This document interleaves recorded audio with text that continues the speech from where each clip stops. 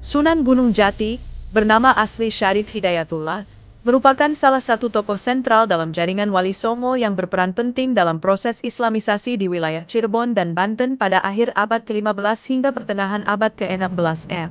Ia berasal dari garis keturunan bangsawan Mesir, yakni Sultan Hud dari Bani Israel yang nasabnya tersambung kepada Nabi Muhammad SAW. Pada usia muda, Syarif Hidayatullah menempuh pendidikan agama dan tasawuf di berbagai pusat keilmuan Islam, termasuk Samudra Pasai, sebelum kembali ke Jawa dan berburu kepada Sunan Ampel di Ampel Denta. Setelah dianggap matang secara spiritual dan intelektual, ia diamanahi untuk berdakwah di wilayah Gunung Sembung, Cirebon. Strategi dakwah Sunan Gunung Jati tidak hanya melalui pendekatan keagamaan, tetapi juga dengan membangun struktur politik Islam. Ia memperluas pengaruh Cirebon melalui diplomasi pernikahan dan pembentukan jejaring kekuasaan dengan tokoh-tokoh berpengaruh di Cirebon, Banten, dan Demak.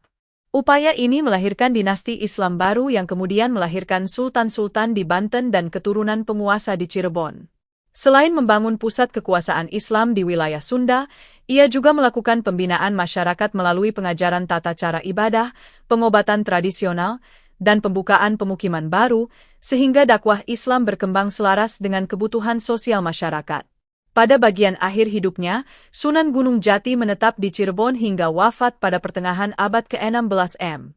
Ia dimakamkan di Gunung Sembung, Desa Astana, Cirebon, yang kini menjadi salah satu situs ziarah penting dalam sejarah Islam Nusantara.